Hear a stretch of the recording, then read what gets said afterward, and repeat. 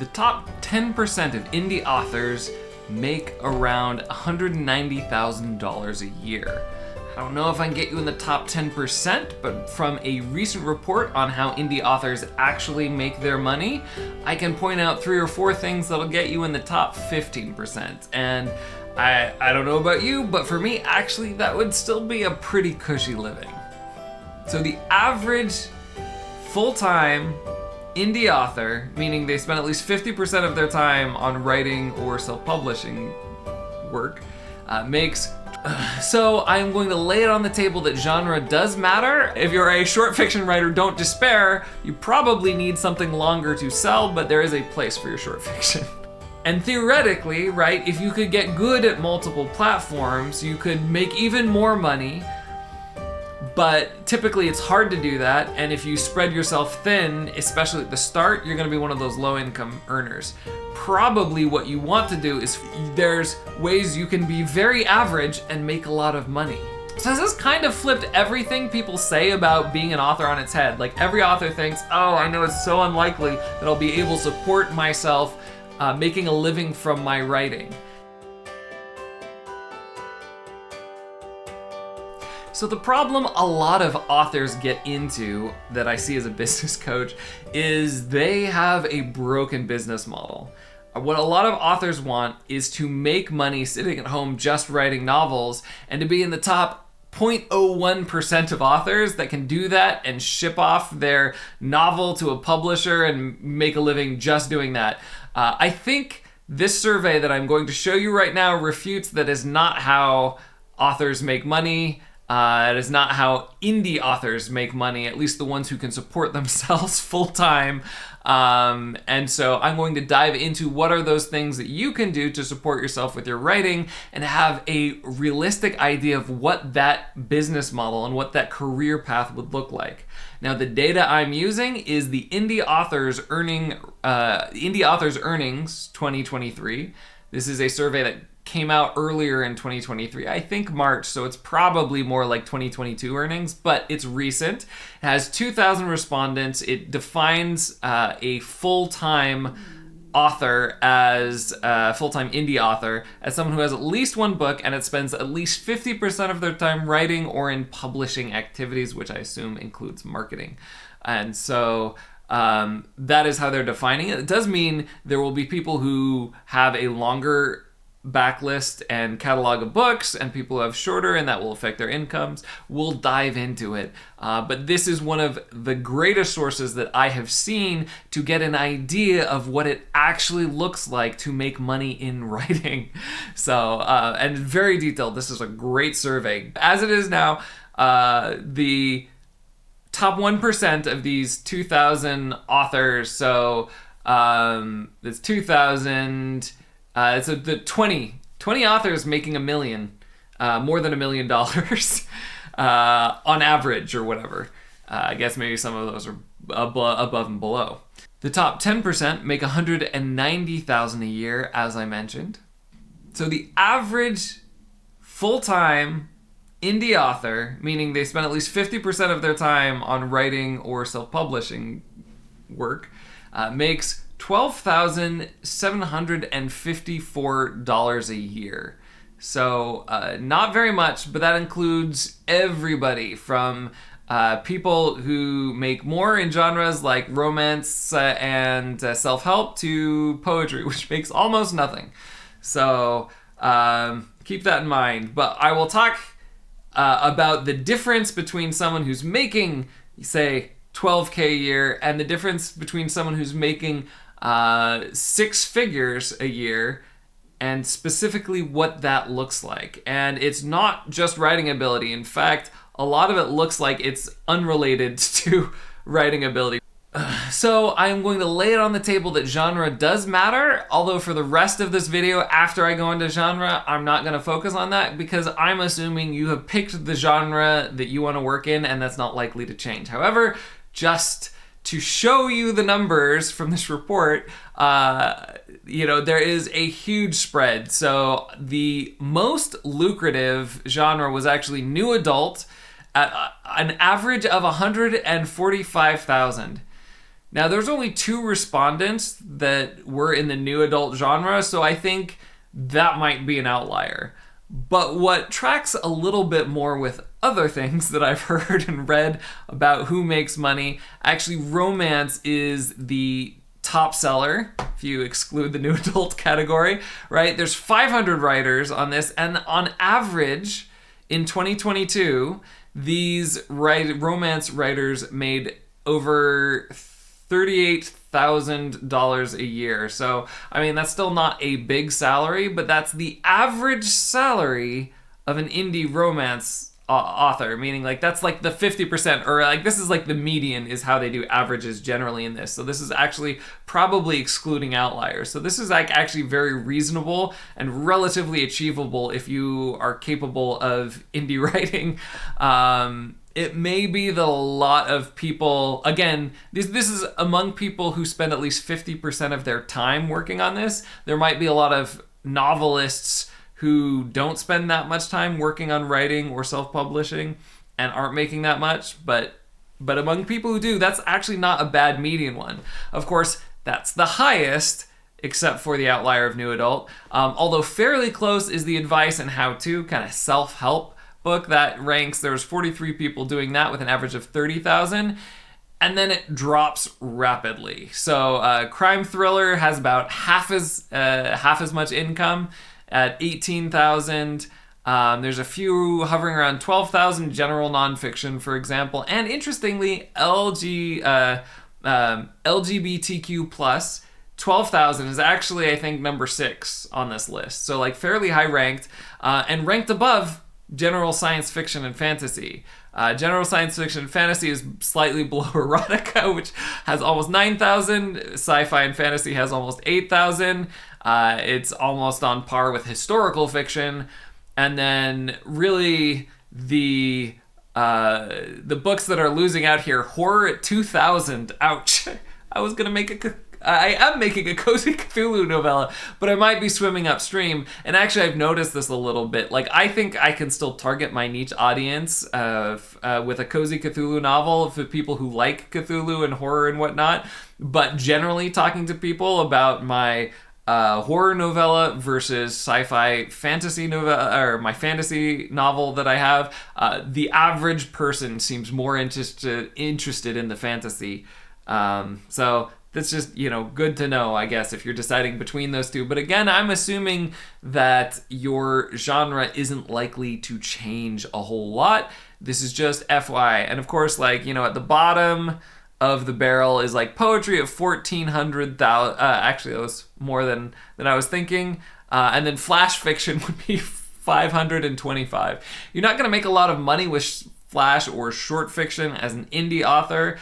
I think probably the people who do make any money off of short fiction are probably traditionally published, which is one reason why this is so small. This is also only 4 people. So I think there's probably a much better place in if you like flash and short fiction, there's probably a much better place like marketing and using flash or short fiction either as a social media post or a lead gen to get on your email list. Those would be great uses where they don't make money directly, but I think there's still a place for that, for people getting a quick, compelling read. If you're a short fiction writer, don't despair. You probably need something longer to sell, but there is a place for your short fiction. Oh yeah, and I almost missed Cookery and Diet at $21,000.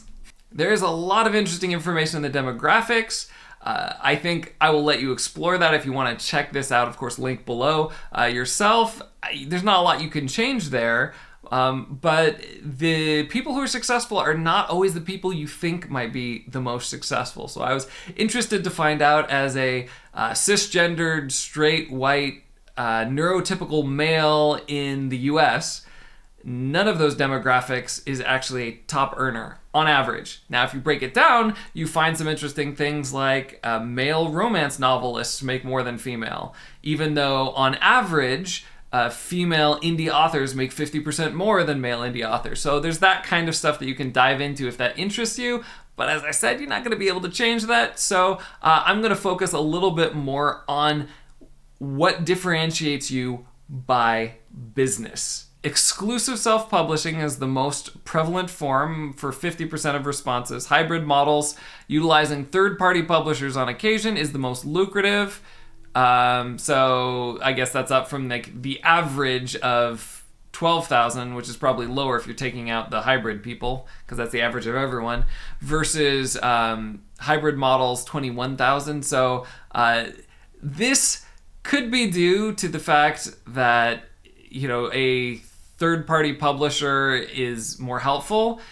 I think this is not the biggest difference that I see between groups, and there are like selection effects. Like it might be that some of these, I don't know how they're including third-party publishers, but if the third-party publishers are selective about who they're publishing, then some of this increased income might be a reflection not just of the value added by the third-party publisher, but just by their selecting better authors or authors who are already making more, so they're willing to spend more money on publishing, etc. So I think, all right, that's something to keep in mind, but I wouldn't take it as gospel, right, that hybrid models are necessarily more lucrative.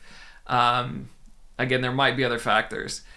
One thing that is interesting is they said wide self-publishing, where books are distributed across multiple different platforms and aggregators, results in typically a far lower annual income, $6,800, when compared with exclusive self-publishing, that's $19,000. So that, I think, is an interesting key, right? Like a bump in $13,000. Again, I think their attribution might be off here because this is just a survey, this is a correlation. I think probably a more accurate statement here would be that the people who specialize get good at their platforms and make more money, all right? And theoretically, right, if you could get good at multiple platforms, you could make even more money. But typically it's hard to do that, and if you spread yourself thin, especially at the start, you're going to be one of those low-income earners. Probably what you want to do is focus on one channel and get really good at that, and you will make more, and then as you expand, you can train people to do that channel and learn a new channel yourself, or like hire some kind of consultants to help you get up to speed in another channel. I don't think it's necessarily the distributing your books on multiple platforms that hurts you. It's just with the limited time that you have, it is better to master one platform than to have your book everywhere. So this is the median income of indie authors by product type. So it seems from the text, right, this is not the average income of the author who has that product, but their average income from that product, if that makes sense, right? So with ebooks, for example, it makes the average income from ebooks is $14,000 for 2022. And that's increased from 2021. That's another thing I'm not getting into, is like we're actually seeing a positive trend, i.e. indie authors, the average indie author making more money. Cool, all right, but again, I'm just focusing on the 2022 data.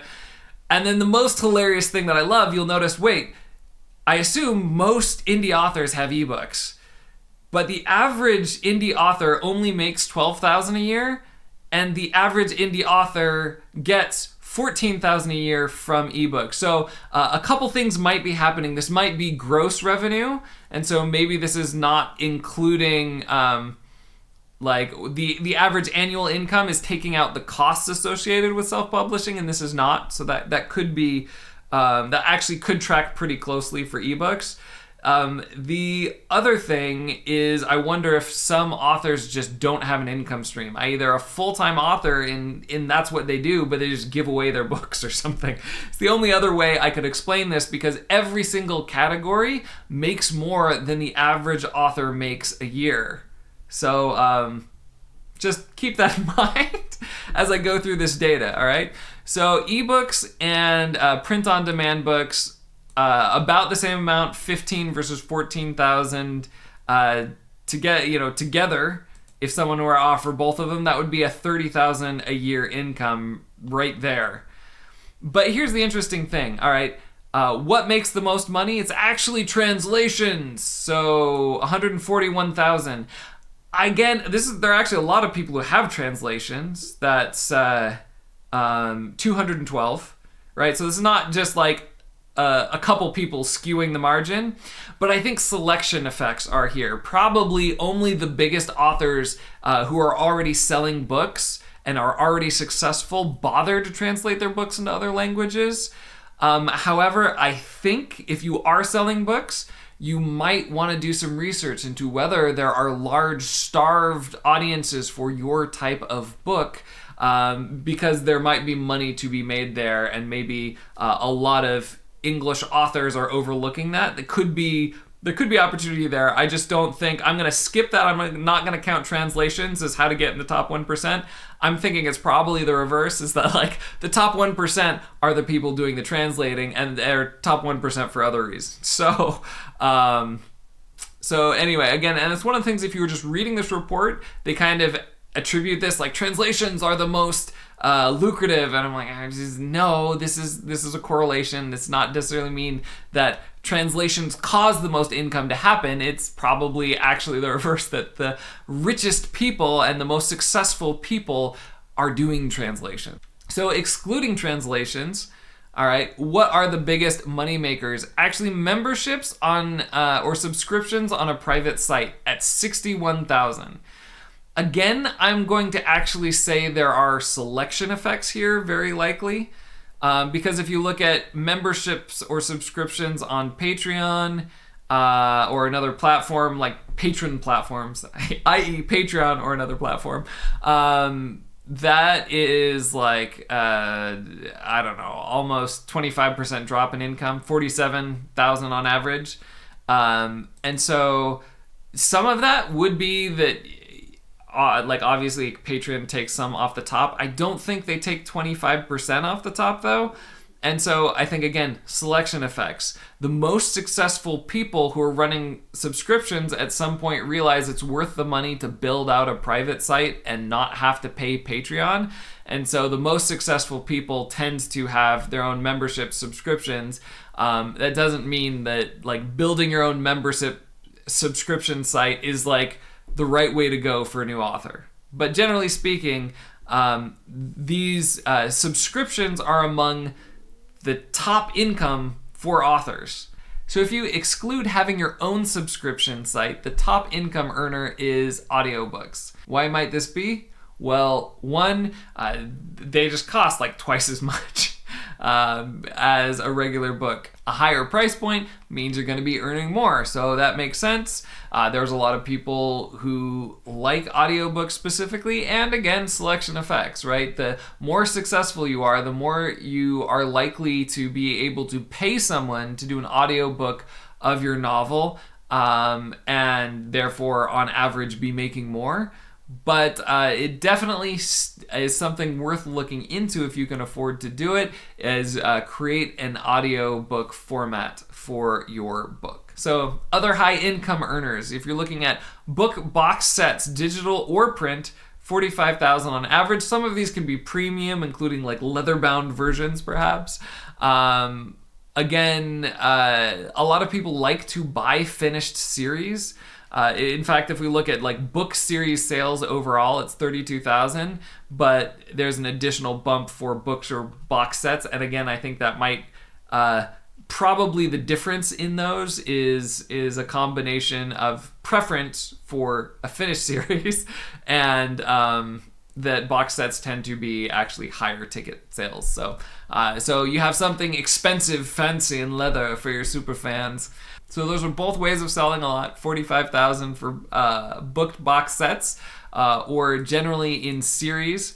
Now, I don't think the book series is probably mutually exclusive with ebooks and audiobooks, but just a different way of analyzing, all right, the total book income. And another high ticket category here is merchandise at 40,000 a year about. So this is a lot of random data, but I'm going to put it together for you.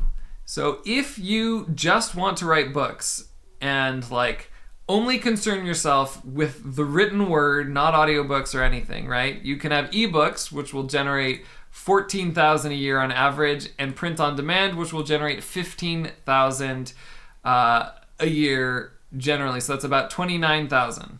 Now, if you write series, then you might increase that a few thousand. But if you actually finish series and create a boxed set, that might increase it. Again, maybe selection effects, but like pretty limited income. We're talking between 30,000 and 45,000 for income a year for just writing your books. Now, if you're living someplace really cheap, maybe that works out for you, right? Or dual income household, etc. Like, actually, this is surprisingly workable. It's more workable than I thought it was.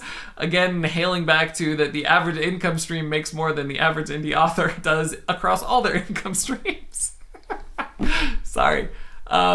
Anyway, so it's actually more achievable than I thought. However, the big gains, right? If you want to get closer to the top 10%, do you realize how to do it?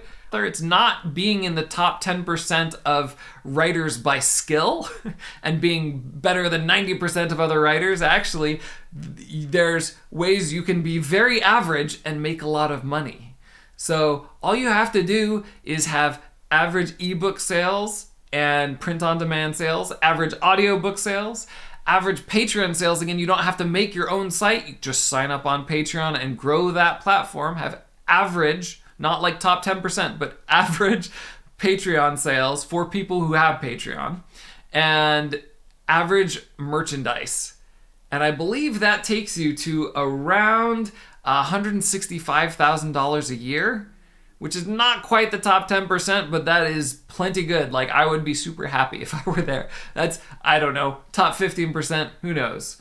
But wouldn't you love to make six figures? So yeah, there's some work that goes into building this platform, particularly, right, the membership sites. One of the most lucrative ways to make money is going to involve a social media presence. But once you have that social media presence, that's also probably what's going to help you sell better than average in the other categories as well. So like, if you have that platform, you're going to be able to sell more ebooks, audiobooks, print on demand. So I would actually say if you hit that median for your subscription site, there's a good chance that you will actually be above median for your other sales. So actually this recipe might get you to top 10% by sales. Now, if you don't want to learn the business side of things, one, this is probably not the channel for you, but like, two, I understand, right? If you just want to write, have a day job and write in the evening, and it's probably going to be one of the easiest paths for you. You'll make a little bit extra, 10,000 to 30,000 extra a year writing, and yay, a little extra money on the top. So, or live somewhere incredibly cheap and be very good at containing your expenses, right? And you can make that work. But generally speaking, it's going to be very difficult to make a living just writing, which is probably what you thought about when you thought, like, I want to support myself as an author. Now, the good news is actually six figures is pretty dang reasonable for someone who's willing to invest more in the business side of things, right? To cultivate a subscription platform and merchandise that alone, especially if you have a private subscription platform, that would put you $100,000 just from those items, and then, add in an extra $30,000 from ebooks and print, right? As I said, throw in the audiobook, and all of a sudden you're in the $160,000 or extremely comfortable area. So the most encouraging thing to me is the fact that if you're doing this right, you can be average, or you can actually be less than average. I don't actually have to make $160,000 a year as an author in Austin, and in most places in the country, you could get by on a less than six-figure salary. If this is what you want to do. So this kind of flipped everything people say about being an author on its head. Like, every author thinks, oh, I know it's so unlikely that I'll be able to support myself making a living from my writing. Asterisk, that's kind of true. It's only true with one particular business model, but there's another business model, actually, well, kind of several business models or several business pieces and strategies that you can put together, and you can be average or less than average and make a really good living. This is bad news for the person who just wants to sit in a dark room and write novels all day and not do any business or not do marketing. This is really good news for someone who kind of embraces their calling as a writer to bringing their vision and their dreams to people. Because really, all of these other pieces, the merchandise can be a way to remind someone of the glow of the experience they have reading your books, right? Another way to immerse themselves in that world. The online community and subscription site can be a way for you to have fun activities and exclusive events to help people immerse themselves in your dreams. So if you take a broader vision as an author, that what you're doing is bringing a certain experience to people or bringing your dreams to people and helping them experience your dreams, then this is awesome. There's a lot of ways to make money. You just have to be a little flexible and know not all of your time will be writing novels. So for those of you who want to hide in a dark room, write novels, and never think about marketing or business, there are a lot of good writing focused channels for you. Go check them out. But for those of you who are excited to master the business of supporting yourself as an author and are open to working the business side of things, I have a lot of great content for you. At the end of this video, you can click through to another video I have that will dispel the last clouds of doubt in your mind, I hope. I hope this video shows you that actually the odds are not as long as you think they are to support yourself as an author. But this video on the author's mindset will show you, even if they were long odds, this is how entrepreneurs think about long odds and break them down and turn the impossible into the achievable. A lot of people really like that video. So check out that video next and see you later on the Ubiquitous Tavern.